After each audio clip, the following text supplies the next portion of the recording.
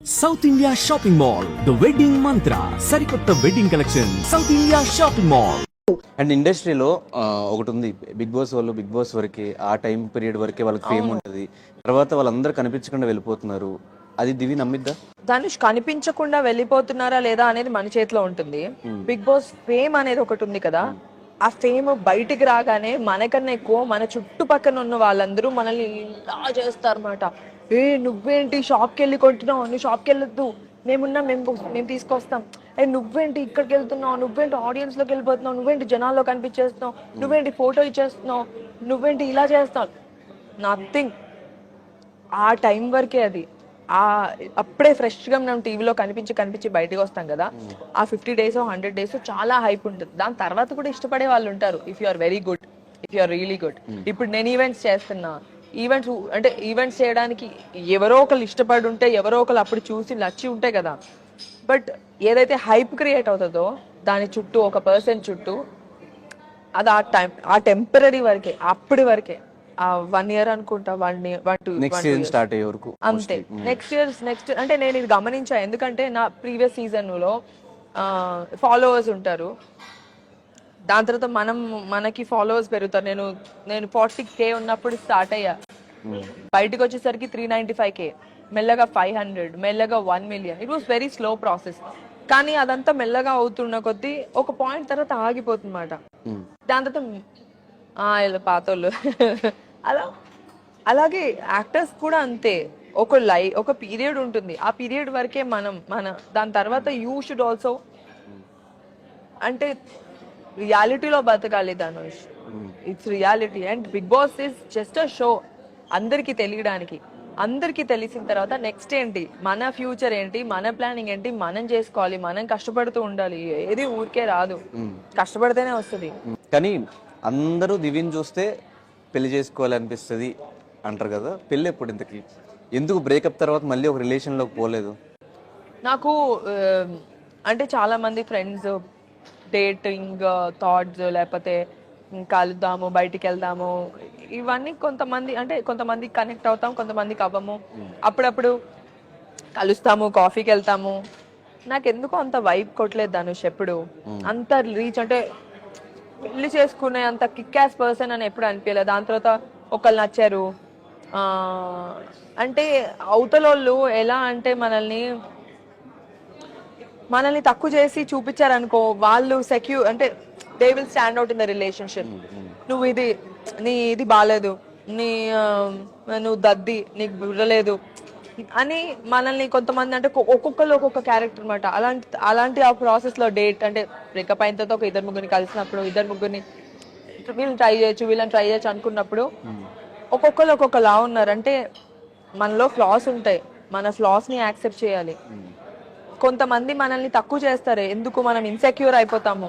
అప్పుడు మనకి వాళ్ళు తప్ప, అమ్మో వీడికి చాలా బుర్ర ఉంది, వీడికి చాలా బ్రెయిన్ ఉంది, వీడితో ఉంటే నా లైఫ్ చాలా బాగుంటుంది, ఇలా అనుకునేలాగా మన మైండ్ లో మనకు తెలియకుండా మనమే ఎక్కడో మనల్ని మనం తక్కువ చేసుకుంటూ ఉంటాము. అలా ఇంకొంతమంది కంఫర్ట్ లేకుండా పొసెసివ్ చేసేసి, కాంప్లికేట్ చేసేసి, వాళ్ళతో మాట్లాడదు, వీళ్ళతో మాట్లాడదు, ఎక్కడికి అంటే ఒక్కొక్క క్యారెక్టర్ మనం చూస్తున్న వాటిలో ఫ్రీడమ్ ఇచ్చి, అర్థం చేసుకొని, ఒక కంఫర్ట్ లెవెల్ ఇచ్చి, నువ్వు గొప్ప, నువ్వు ఎంత డిసిప్లిన్, నువ్వు ఎంత కష్టపడుతున్నావు, లేకపోతే నేను నీతో పాటు హెల్ప్ చేస్తాను, మన ఇద్దరం కలిసి చేద్దాము, నువ్వు ఇంత డబ్బులు పెట్టు, నేను ఇంత డబ్బులు పెడతాను, కలిసి ఫైనాన్షియల్ గా కానీ కలిసి బతుకుదాం అనుకునే వాళ్ళు నేను చూడలేదు దాన్ని. అందరు చాలా సెల్ఫిష్ గా ఉన్నారు. నీకేంటి, నాకేంటి, నీకైదా అయితే నాకిదే, నువ్వు ఈరోజు బయటకు వెళ్తావా అయితే నేను అక్కడికి వెళ్తా, నువ్వు అక్కడికి వెళ్ళా అయితే నేను ఇక్కడికి వెళ్తా, దానికి నువ్వు డబ్బులు కట్టే, అలా ఉన్నారు. You can't help it. కొంతమంది మాత్రమే అర్థం చేసుకొని అన్ని షేర్ చేసుకునే వాళ్ళు చాలా తక్కువ మంది, కొంతమంది. నాకెవరు దొరకలేదు ధనుష్. క్వాలిటీస్ ఇప్పుడు చెప్పావు కాబట్టి దొరుకుతారు ఎవరు. కానీ ఒక ప్రేమించిన అబ్బాయి మన కళ్ళ ముందు ఇదైపోతే, చనిపోతే, ఆ టైంలో ఎలా తీసుకున్నా? అంటే నేను ప్రేమించిన అబ్బాయి వాళ్ళ తమ్ముడు చనిపోయింది. ఓకే, నీకు తెలుసు కదా, మచిలీపట్నంలో ఆ రోజు నువ్వే ఉండి. సో బేసిక్లీ అదొక తలుచుకుంటేనే ఏడుపు వచ్చేస్తుంది నాకు. ఆ అబ్బాయి నాకు చాలా క్లోజ్ ఫ్రెండ్ ధనుష్. నేను లవ్ చేసిన అబ్బాయి వాళ్ళ తమ్ముడు. వాడు నేను డొక్కు అని పిలిచేదాన్ని వాడిని. వాడు నన్ను బజ్జీ అని అంటే మా వాడు నన్ను బుజ్జి అని పిలిస్తే ఇడు బజ్జీ అని పిలిచేవాడు. మా ఇద్దరికి ఒక డిఫరెంట్ ఫ్రెండ్షిప్ ఉండేది. రోజు నా బాయ్ ఫ్రెండ్ కన్నా బామ్మర్ది అంటే నేను వాడిని బామ్మర్ది అంటా అబ్బాయిలా బిహేవ్ చేస్తా. నేను వాడితో ఎక్కువ ఫోన్ మాట్లాడేదాన్ని. అరే ఏంట్రా, అరే ఏం చేస్తున్నావురా అని. మేమిద్దరం ఫ్రెండ్స్ అయిపోయాం ఆ ప్రాసెస్ లో. అంటే మా ఫ్యామిలీస్ పెళ్లి చేసుకుందామని ఫిక్స్ అయిపోయారు. వీడు నేను క్లోజ్ అయ్యాము. వాడు పాపం చాలా అమాయకుడు, కొంగలాగా ఉంటాడు కానీ చాలా అమాయకుడు. అలాంటి ఒక పర్సన్ డెత్ ని నా కళ్ళ ముందు చూసాను. దాన్ని నేను మర్చిపోలేను. నేను ఆ డెత్ చూసిన తర్వాతే నేను సినిమాకి రావాలి, అమ్మో ఇలా ఏమీ చేయకుండా చచ్చిపోకూడదు, నా లైఫ్ ఇలా ఎండ్ అయిపోకూడదు, నేను ఏదైనా చెయ్యాలి, నేను ఏం చేయకుండా మాత్రం నేను చనిపోకూడదు అని నేను నా కళ్ళ ముందు వాడికి 3-4 అమ్మాయిలు పైనకి పెట్టారు. అవి పెడితే నేను అనుకున్నా వీడిని ఏడిపిద్దాము, వీడిని నిద్ర లేస్తాడు కదా, అరే నువ్వు అమ్మాయిని మాట్లాడని అన్నావు, 2-3 అమ్మాయిలు నీకు ఇలాగా అవి పెట్టారా అని చెప్పి వాడిని ఎంటర్టైన్ చేద్దాం అనుకున్నా. యునో పోతారని ఎవరు అనుకుంటారు ధనుష్. వాడు నా కళ్ళ ముందు చనిపోతే అసలు ఫస్ట్ ఆఫ్ ఆల్ నేను వాళ్ళనే చెయ్యి అసలు ఎప్పుడు వదల్లా. ఈ 10 days ఆ ప్రాసెస్ లో ఏ రోజు చెయ్యి వదలలేదు. నాకు అతనంటే చాలా రెస్పెక్ట్. ఫస్ట్ లవ్ కన్నా ఎక్కువ రెస్పెక్ట్. వాళ్ళ ఫ్యామిలీ అంటే రెస్పెక్ట్. వాళ్ళ ఫ్యామిలీ కూడా చాలా అంటే పద్ధతి గల ఫ్యామిలీ. వాళ్ళు అంటే అమ్మాయి అంటే జడేసుకోవాలి, చుడిదార్లే వేసుకోవాలి, ఇలాగే ఉండాలి, బొట్టు పెట్టుకోవాలి, కాళ్ళదండం పెట్టుకోవాలి. నేను ఇవన్నీ ఫాలో అయ్యా ధనుష్ అతని పైన ప్రేమతో. వాళ్ళ తమ్ముడు పైన కూడా ప్రేమ నాకు అతని వల్లే కదా. అసలు ఆ తమ్ముడు ఎవరు, నా కళ్ళ ముందు చనిపోతే నేనెందుకు చూసుకోవాలి. ఆ ఫ్రెండ్ అయిపోయాడు. అతని డెత్ అంతా అంటే నా కళ్ళ ముందు ఎలా జరిగింది అంటున్నా అంటే వాళ్ళ పేరెంట్స్ పైకి వచ్చే వాళ్ళు కాదు, పైన ఐటీయూలో పెట్టారు. వాళ్ళందరూ కింద సెల్లార్లో ఉండేవాళ్ళు. ఈ అమ్మాయి ఉంది, అమ్మాయి చూసుకుంటుంది అని నా పైన అంటే భారం వేసేసారు. నేను పైకి వెళ్ళేదాన్ని, చూసేదాన్ని, వచ్చేదాన్ని. బాగున్నాడు ఆంటీ, బాగున్నాడు అంకుల్, రే బాగున్నాడు రా, నువ్వేం ఫీల్ అవ్వద్దు అని. వీళ్ళెవరికి ధైర్యం వచ్చేది కాదు పైకి వెళ్ళి చూడడానికి. నేనే వెళ్ళి పైకి వెళ్ళి చూసి మధ్యదారులు మెట్లు ఉండేవి, మెట్ల పైన కూర్చొని ఏడ్చేసేదాన్ని. ఇంకెవరికి చెప్పుకుంటా, ఎవరికి చెప్పుకోలేం కదా. ఆ మధ్యలో ఏడ్చేసేదాన్ని. నాకు చాలా బాధ వేసేది. నేను అనుకున్నా వీడు లేస్తాడు అని, బీపీ ఫ్లక్చువేట్ అవుతుంది, ఇలా అయిపోతుంది, అలా అయిపోతుంది అంటే నాకేం అర్థమయ్యేది కాదు. వీళ్ళందరేంట్రా బాబు నా పైన ఇంత డిపెండ్ అయి ఉన్నారు, నాకే ధైర్యం లేదు, వీళ్ళందరూ నన్ను చూసి చాలా స్ట్రాంగ్ అనుకుంటున్నారు, నేను అసలు స్ట్రాంగే కాదు, వీళ్ళకి తెలీదు అని అనుకునేదాన్ని. బట్ సడన్ గా ఆల్ ఆఫ్ ఏ సడన్ నా కళ్ళ ముందు డెత్ అయిపోతే నేను అప్పుడు కూడా నమ్మలేదు. ఓకే వాళ్ళ చెల్లి వస్తుంది యుఎస్ నుంచి, వెయిట్ చేద్దామని. ఇలా డెడ్ బాడీ ఉండేది ఇంట్లోకి, నాట్ అలౌడ్, పెళ్ళవకుండా కోడలు. అరే నాకు పునుగులు కావాలి, అరే నాకు చికెన్ బిర్యానీ కావాలి అని. ఆ 5 days నేను ఎప్పుడు ఎలా ఉంటానో అలాగే ఉండేదాన్ని.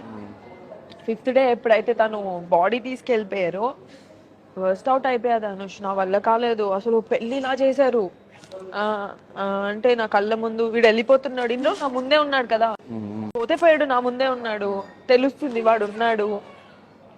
ఇంకా ఆ తర్వాత ఏమైందంటే అంటే అదే మా లైఫ్ లో ట్విస్ట్.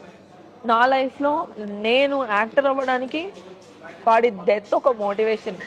అలా అయిపోవడం వల్ల నేను ఇలా చావకూడదు, నేను ఏదైనా చెయ్యాలి, నాకు యాక్టింగ్ అంటే ఇష్టం కదా, నేను యాక్టింగ్ లో స్టాండ్ అవుట్ అవ్వాలి, నేను యాక్టర్ అవ్వాలి, అందరికీ నేను తెలియాలి, ఏదో చేయాలి, నేను బుక్ అయినా రాయాలి, లేకపోతే యాక్టర్ అవ్వాలి, లీడ్ అవ్వాలి, నా కోరిక నేను తీర్చుకోవాలి, ఆ తర్వాతే నేను బయటికి రావాలి అని వాడి వల్లే నేను మోటివేట్ అయ్యి ఇంకా తను వదిలేసుకొని మా రిలేషన్షిప్ ఇంకా వర్కౌట్ అవ్వలేదు. But I like him, we both like each other. మేమిద్దరం మాట్లాడుకోము కానీ తను ఎక్కడున్నా హ్యాపీగా ఉండాలనే కోరుకుంటాను. తనకి 2 పిల్లలు, తను హ్యాపీగా పెళ్ళైపోయింది, 2 పిల్లలు, హ్యాపీగా ఉన్నాడు, మంచి వైఫ్, హ్యాపీగా ఉంటే ఇంకేం కావాలి. నేను ఇష్టపడిన వాళ్ళు ఎక్కడున్నా హ్యాపీగా ఉండాలనేదే నా కోరిక. అండ్ వాళ్ళ పేరెంట్స్ అందరికీ నేనంటే ఇష్టం. అవ్వలేదు అంతే, మన రాసి పెట్టలేదు. Yeah. కానీ ఇండస్ట్రీలో అందరూ అనుకునేది మనకు ఒక సపోర్ట్ ఉంటే బాగుండు, మనకు ఒక సపోర్ట్ ఉంటే బాగుండు. అట్లా చిరంజీవి గారు ఒకనొక టైంలో బాగా సపోర్ట్ ఇచ్చారు, స్టిల్ ఇప్పటికీ. అవును. ఆ సపోర్ట్ ఎలా అనిపించింది? So Chiranjeevi garu is a biggest support. Big Boss లో నాకు ఎంతైతే ఫేమ్ వచ్చిందో, ఎంతైతే జనాలు అనుకున్నారో,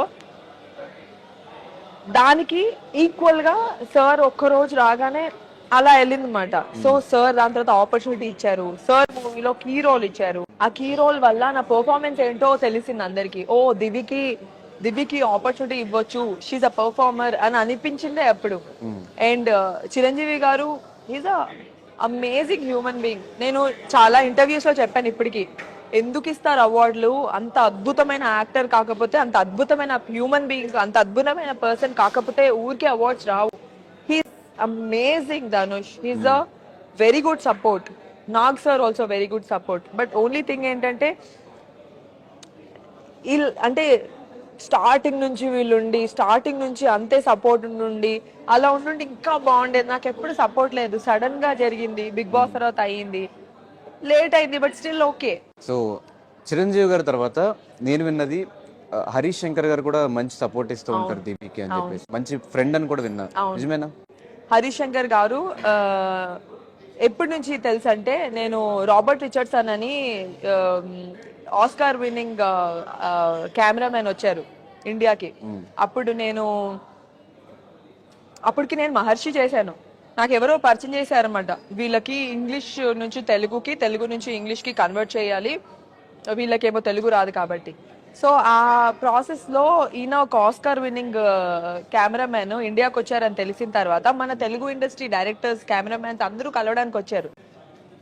హ్యాపీలీ, లక్కీలీ నేను మెయిన్ ఆస్కార్ విన్నింగ్ 3 ఆస్కర్స్ వచ్చాయి ఆయనకి. రాబర్ట్ రిచర్డ్సన్ అని, aviator, Hugo, JFK, once upon a time in Hollywood, ఇప్పుడు ఈక్వలైజర్, అన్ని అంటే ఈక్వలైజర్ 3, ఈ మూవీస్ కి ఆయన కెమెరామెన్. ఆయన కలవడానికి వచ్చారు వీళ్ళందరికీ ఓకేనా నాట్ ఓకేనా చెప్పాల్సినది నా చేతిలో ఉందన్నమాట. ఓకే వీళ్ళని కలవచ్చు, ఓకే వీళ్ళని కలవకూడదని. సో ఆ టైంలో దే రిక్వెస్టెడ్ మీ, హరీష్ శంకర్ గారు కానీ, బోస్ గారు కానీ, చోటాకే గారు కానీ, మన సెంధిల్ గారు కానీ, చాలా మంది వచ్చారు ధనుష్. అప్పుడు 10-15 మెంబర్స్. నేను నథింగ్, నేను యాక్టర్, చిన్నపాటి యాక్టర్ని. వీళ్ళందరూ వచ్చి కలవాలంటే అసలు ఎలా ఉంటది, ఆ డిసిషన్ నా చేతిలో ఉంది. అప్పుడు హరీష్ శంకర్ గారు సెట్కి పిలిచారు, ఎలాగైనా హెడ్ సెట్కి తీసుకురండి అని. అండ్ సెట్కి వెళ్తే ఈయన తీసుకొని నన్ను ఎంత రెస్పెక్ట్ గా చూసుకున్నారంటే, హరీష్ శంకర్ గారు ఒక అమ్మాయికి ఎంత రెస్పెక్ట్ ఇవ్వాలో అంత రెస్పెక్ట్ ఇస్తూ, తీసుకొచ్చినందుకు చాలా హ్యాపీ ఫీల్ అవుతూ, సెట్కి తీసుకెళ్ళినందుకు చాలా బాగా చూసుకున్నారు హరీష్ శంకర్ గారు, బోస్ గారు కెమెరామెన్. అండ్ ఆ తర్వాత నుంచి నేను బిగ్ బాస్ వెళ్ళినప్పుడు సార్ నాకు ఒక బైట్ కావాలని, హరీష్ గారు నాకు ఒక బైట్ కావాలి అని, దాని తర్వాత ఏటీఎంలో ఆపర్చునిటీ ఇచ్చి, దాని తర్వాత ఇప్పుడు మళ్ళీ మాకు ఇంకొక ఈ సినిమాకి టాక్స్ అవుతున్నాయి. So is always there in my life. Even before my career started, Harish garu has always been there, and he's like a mentor, he's like a very good friend. And especially Harish గారు ఈజ్ అ బోల్డ్ మ్యాన్. ఆయన ఎవరితో భయపడరు ఇండస్ట్రీలో. ఇప్పుడు ఈ అమ్మాయితో close గా మాట్లాడితే నన్ను ఎవరైనా ఏమైనా అనుకుంటారా, ఇప్పుడు వాళ్ళతో క్లోజ్ గా మాట్లాడితే నన్ను ఎవరైనా అనుకుంటారా, నేను ఇంత స్ట్రైట్ ఫార్వర్డ్ గా ఉంటే ఎవరైనా, ఇలా ఏం లేదు. ఎవరేమనుకున్నా ఎవరేమనుకోపోయినా ఈజ్ లైక్ అ మెంటర్. ఎప్పటి నుంచో ఉన్నారు మన లైఫ్ లో. So is there, is always been very helpful. మరి ఉస్తాద్ భగత్ సింగ్ లో ఎందుకు ఆపర్చునిటీ ఉండాల్సింది? నేనైతే అడిగాను. అంటే యాక్చువల్లీ నాకు రోల్ ఇవ్వకపోయినా పర్లేదు, పవన్ కళ్యాణ్ గారిని చూసుంటే బాగుండేది. బట్ ఇంకా అవుతుంది కదా షూట్, ఇంకా కంప్లీట్ అవ్వలేదు. బట్ ఇప్పుడు సినిమాకి లుక్ టెస్ట్ అయింది నాకు, రవితేజ గారి సినిమాకి. సూపర్ లీడ్ రోల్ కాదు, గుడ్ రోల్. ఓకే, ఏదన్నా క్యారెక్టర్స్ వస్తే మంచి క్యారెక్టర్ చేయడానికి రెడీ, మంచి క్యారెక్టర్ చేయడానికి. అంటే బేసిక్లీ ఈ సినిమాకైతే ఎస్పెషలీ రవితేజ గారి పక్కన నాకు లాస్ట్ టైం ఒక ఆపర్చునిటీ వచ్చింది ధనుష్, హీరోయిన్ గా. నైట్ అమ్మాయిని మార్చేశారు. ఎందుకు అలా యాక్టర్స్ మారిపోతూ ఉంటారు కదా, ఇప్పుడు డైరెక్టర్స్ డెసిషన్. నేను రవితేజ గారి పక్కన ఎప్పుడైతే నాకు మూవీ వచ్చిందో, నేను చాలా ఎమోషనల్ ధనుష్. నేను ఆ రోజు నైట్ బెడ్ మీద పడుకొని ఏడుస్తూ నా స్పీచ్ రాసుకున్నా. నేను మామూలుగా మైక్ పట్టుకోగానే ఇలా అయిపోతుంది, అనుకుతుంది చెయ్యి. అలాంటిది నేను ఇలా మాట్లాడాలి, అలా మాట్లాడాలని స్పీచే రాసేసుకున్నా. అలాంటిది 3 అమ్మాయిల్లో ఒక అమ్మాయి నన్ను అన్నారు, రవితేజ గారి పక్కన 4వ అమ్మాయి అయినా ఓకే నేను. అండ్ అంటే దానివల్ల నా కెరియర్ బిల్డ్ అవుతుంది కదా. అనుకోకుండా అది జరగలేదు. దాని తర్వాత అనుకున్నాను రవితేజ గారితో వచ్చింది కాబట్టి లీడ్ గా ఒకటి చేస్తే బాగుంటుందని. ఈ సినిమా కూడా హరీష్ శంకర్ గారు అనుకుంటే, హరీష్ శంకర్ గారు నువ్వు ఇది చెయ్యంటే నేను చేసేస్తాను, వద్దు అంటే చెయ్యను. నాకు సార్ అంటే అంత రెస్పెక్ట్, నాకు హరీష్ గారు అంటే చాలా రెస్పెక్ట్. అలా కొంతమంది ఉన్నారు ఇండస్ట్రీలో నేను చాలా రెస్పెక్ట్ చేసేవాళ్ళు, నా లైఫ్ లో ఉన్న వాళ్ళు. అలాగా ఈ సినిమాలో సార్ చేయమంటే ఖచ్చితంగా ఏదన్నా చేసేస్తాను. ఇలాగే కావాలి అలాగే కావాలని ఏం లేదు. నా కళ్యాణ్ కృష్ణ గారు అంటే కూడా అంతే రెస్పెక్ట్. నా కళ్యాణ్ కృష్ణ గారు అయితే పిలిచి లీడ్ ఇచ్చారు ఇప్పుడు ఆయన సినిమాలో, లంబసింగి సినిమాలో.